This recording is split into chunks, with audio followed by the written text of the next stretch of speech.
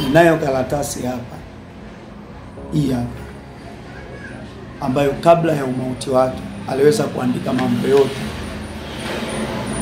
mambo yote huko. Akaandika, akayataipu, akayaweka katika kabati. Katika karatasi hili nitaenda kusoma maneno yote yaliyoandikwa katika karatasi hili. Aliweza kuandika mwanzo mwisho watu ambao wamekuwa wakimtishia maisha. Kwa ninaenda kulisoma karatasi hili, najitoa, najilipua, kama kufa bora nife, lakini naenda kuitoa siri hii muhimu ambayo marehemu aliweza kuiandika. Na hili karatasi aliweza kulihifadhi vizuri, maana alijua tu kwamba yatatokea hapa. Uzuri ni kwamba alikuwa ni mtu wa imani, alikuwa ni mtu wa kusali. Kwa ninaenda kukusomea orodha ya watu wote ambao wanasadikika ya kwamba walikuwa wakimtishia kuondoa uhai wake. Na kuiona karatasi hii kwa sisi ndugu zake tunajivunia, na ndio maana leo tumeweza kuwaita waandishi wa habari, japo wengine wamefika lakini wengine hawajafika. Kwa narusha live hii kuweza kuongea ukweli wote ambao upo katika karatasi hii.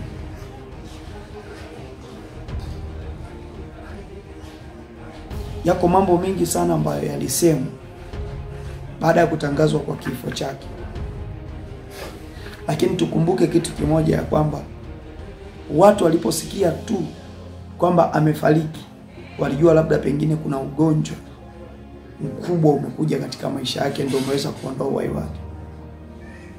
Lakini baada ya watu kusikia kwamba alipigwa na watu, ndipo hapo sasa maswali yamekuwa mengi sana.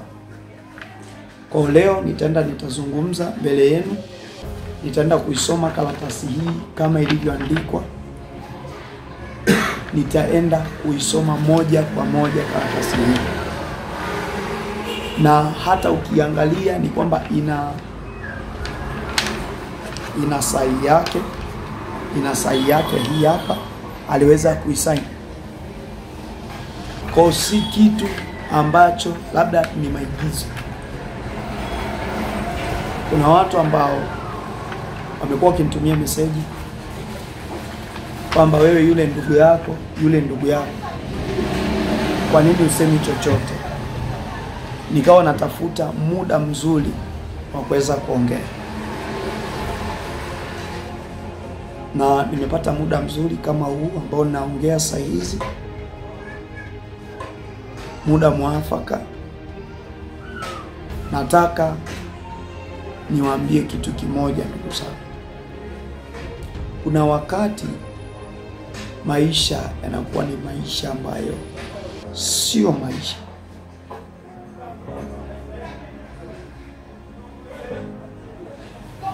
Nataka nikuambie kitu, wewe unanitazama na kunisikiliza. Nataka ujue kitu kimoja, ya kwamba wanawake wanaweza kutoa uhai wao. Mwanamke anayekwambia anakupenda, usimwamini.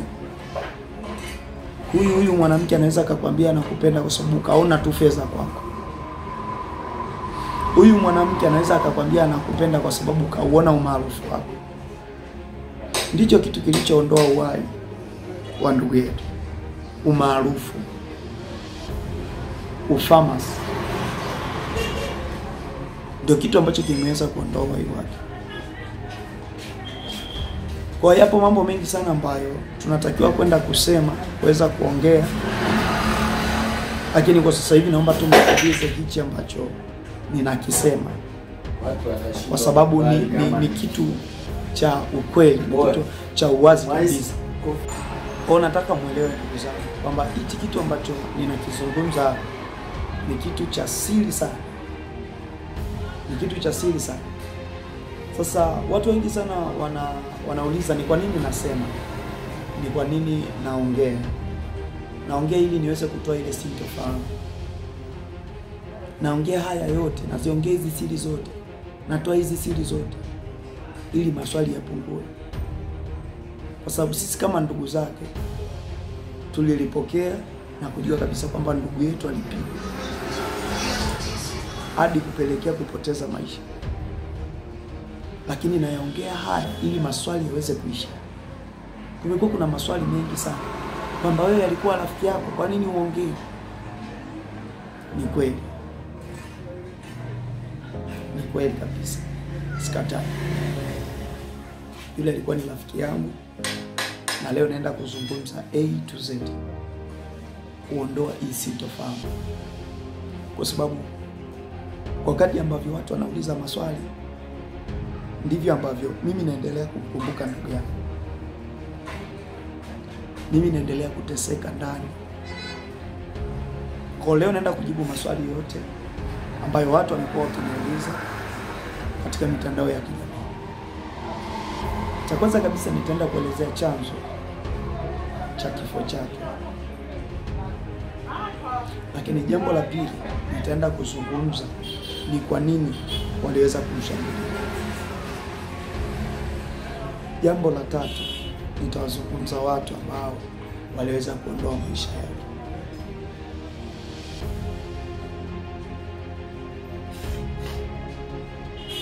Naomba unisikilize kwa umakini sana.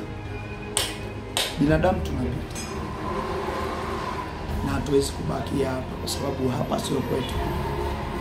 Wote tutakufa. Na kama watu walikuwa hawajui ni kwamba kabla ya mtu uhai wake kuweza kuondoka huwa kuna dalili anazifanya.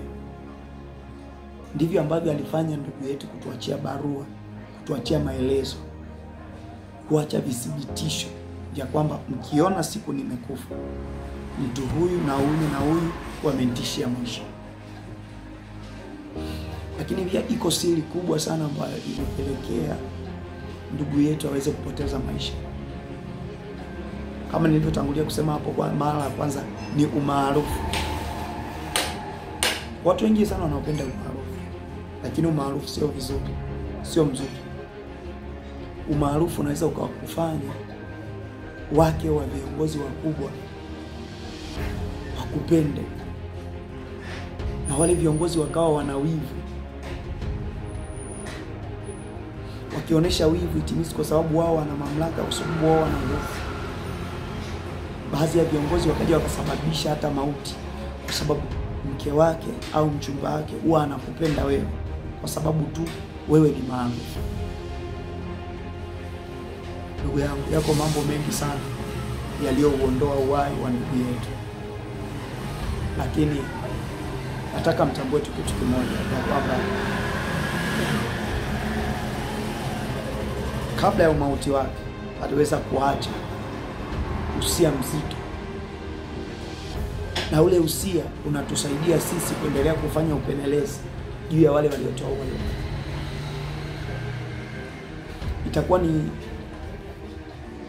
Najua itakuwa ni ngumu sana kunielewa nini nazungumza, nini nasema, lakini naomba uelewe tu hivyo hivyo ya kwamba ndugu yetu amepata matatizo makubwa.